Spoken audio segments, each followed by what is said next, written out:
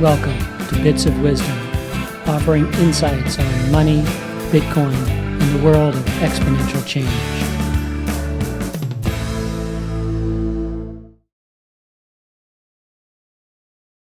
Hello, I'm Paul Rogers, and welcome back to Bits of Wisdom.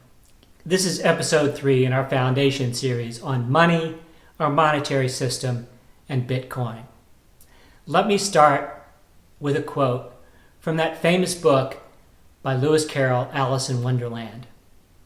And fortunately, Alice was just in time to see the rabbit pop down a large rabbit hole under the hedge.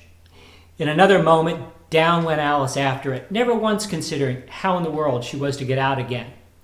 The rabbit hole went straight on like a tunnel for some way and then dipped suddenly down, so that suddenly Alice had not a moment to think about stopping herself before she found herself falling down a very deep well.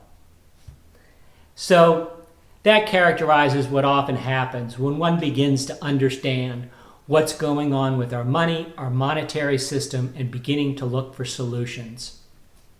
Again, in this series, I'm going to try to condense for you, in very short order, many of those rabbit holes that I've traveled down and those tunnels to understand what's happening and why Bitcoin may be such an important and effective solution.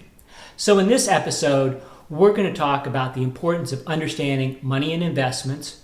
We're going to talk about exactly what is money, why was money created, the use of gold as money, and the beginnings of currency debasement. Now, it all starts with understanding money and investments. Now, this was something I thought I had down as a financial advisor for decades, and I did for traditional finance, but things had really changed and been upended.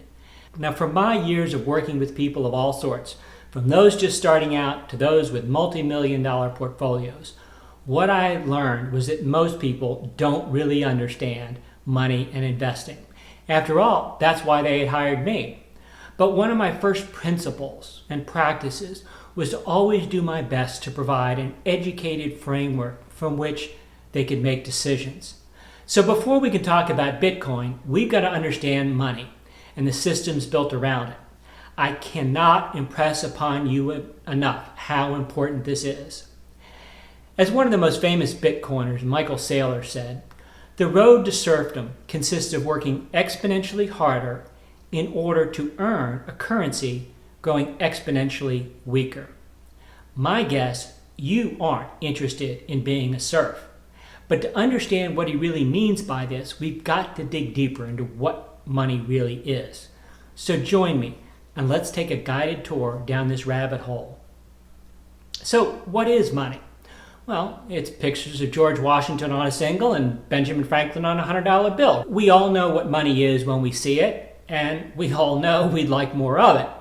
But what's the fundamental point of money? I mean, it's not just the paper, it's what it represents. Now, the academics say that money serves 3 primary purposes, and I think they're right. A medium of exchange, a unit of account, and a store of value. So we're going to dig down deeper into those. A medium of exchange. Stick with me here.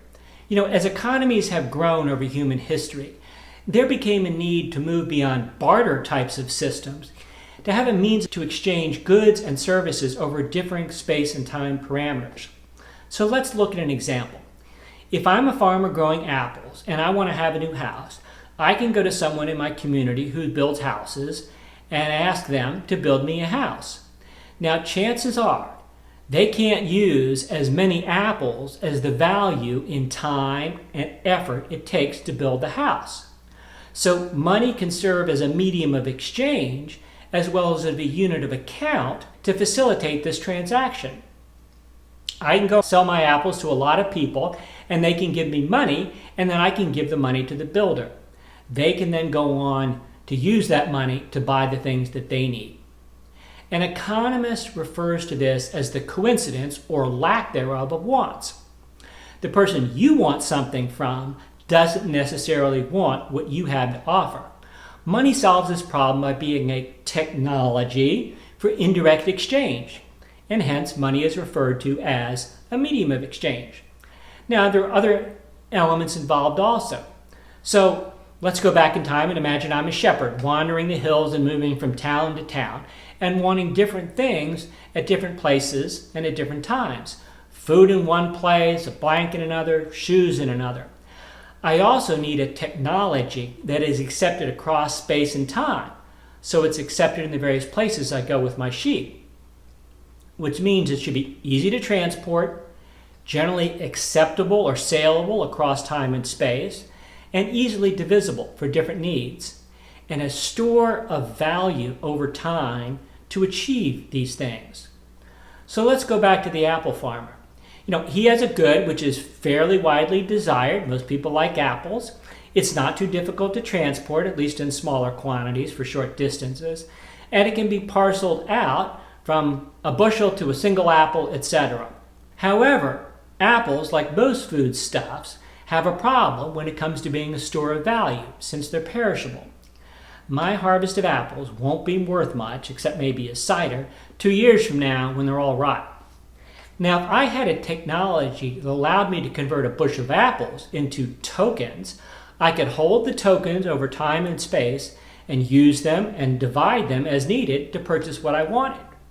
And if we all accept these tokens, also known as coins, it's easy to use them as a unit of account to represent different values associated with different goods and services. An apple might be worth 1 coin, but a house might be worth 1,000 coins. And so money and the principles of what makes sound money are rooted in basic human needs and economies. After all, money is basically energy. It's energy that can store the value of our human labor and can allow us to transfer that value, that energy, between people and measure and account for the different values placed on energies associated with different labor, goods, and services. Everything in the universe is energy, and money is just one form of that. And just as some forms of energy are more efficient, effective, and useful for certain purposes, it's wise to understand how our current system of money works, how it stores or doesn't store value, and if there are alternatives that have the possibility of being better forms and technologies of money. All right, let's go back a little further and talk about this creation of money now that we understand why it was created. Now, I'm not going to go into all the things that have been used as money, from shells to glass beads to stones, but ancient cultures began to settle on using metal coins as money, and ultimately, silver and gold became the most widely valued and used form of coinage. Now, gold was widely adopted because it has several important properties that make it useful as money. First, it's durable versus perishable like the apple. In fact, it's one of the most stable metals on Earth, as it does not easily degrade, for example, compared to iron that rusts. Secondly, it's relatively scarce. It's not easy to find and mine, and thus the quantity cannot easily be increased in a short period. Historically, the amount of gold has increased by about 1.5% to 2% per year over thousands of years. If everybody wanted to trade and accepted something like glass beads as money, those who could create glass beads would do so and flood the system with them. And then, since a fundamental principle of economics is the more scarce an item is, the more it is valued, and thus it has a higher price, and vice versa. Easy money, as opposed to hard money, is money that has a readily expandable supply, and thus its value goes down over time as more and more of it is in supply. We'll see how important this is as we move through this series.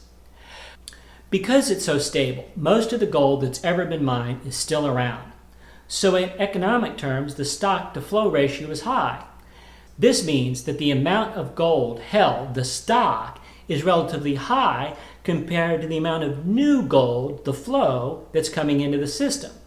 Now, this is in contrast to what is happening now with easy money in the dollar and other currencies, as governments issue and print more and more of them, so that the stock of existing money compared to the flow of new money is getting lower. Now, let's talk a little bit about the use of gold as money. For the reasons outlined, gold became the gold standard for use as money, and it's been used in various societies for thousands of years. In more recent times, the British Empire adopted gold as the basis of its money, and this remained so for leading currencies, including the US, until about 50 years ago. Now, because gold was heavy and not easily and safely transported, various cultures have found shortcuts. So notes, paper, backed by the ability to convert into silver or gold, were developed and used for convenience. And this greatly facilitated trade, especially internationally over long distances. It was faster, cheaper, and safer than transporting physical gold. So thus we have the development of paper currencies that we're all familiar with. Now, we generally think of paper currencies as issued by national governments or sovereign governments, but they've been issued by many parties, from corporations to individual states, etc. Historically, these paper notes were backed by something like gold, and therefore they were what is considered to be hard money. There's something physical and hard backing it. The problem, at least for governments, was you could only spend the amount of money that you had that's backed by gold. If you wanted to spend more, and quite often that was the case to wage war, you were limited unless you figured out a way around this problem. And that brings us to a concept called currency debasement. Stick with me, because we're going to go back in time to the Roman Empire, where they used both silver and gold coins as money. And coins were minted in varying weights, representing different values. Now, Roman emperors, as the empire went on, sought to continue to fund their lavish lifestyles, fund widespread wars, pay soldiers, and keep the masses happy. They ran into a problem when the stock of gold and silver ran low. So, in the ever-creative endeavor to keep things going, an emperor collected all of the coins and reissued them at reduced rates. What once was a 6.5 gram gold coin was reduced to 5.5 grams and then 4.5, so that they could produce more coins. This was referred to as coin clipping, as they literally clipped off some of the metal or shaved off some of the gold from existing coins. Other empires, like the Dutch in the 1600s, ran into similar troubles, and they debased their coins by adding other base materials instead of silver or gold. And this isn't just a thing from the past. A 5-cent piece in the US was known as a nickel. When it was first issued, this half dime was actually made of silver. But during the Civil War, people started to hoard gold and silver, so Congress authorized the 5-cent piece to be issued using a base metal, 75% copper, and you guessed it, 25% nickel. It was at one time one of the most widely used coins. And as an interesting note, according to the Smithsonian, for 73 years, from 1886 to 1959, you could buy a Coca-Cola for a nickel. And the sign says, as always, 5 cents. Well, it turns out to not be as always, because we've had a little inflation since then, haven't we? So why is that? And that's a great segue into our next topic, currency debasement and inflation. So again, I'm Paul Rogers. This is Bits of Wisdom. Thanks for joining me. Stay tuned for our next episode where we'll get further into it. Thanks and have a great day.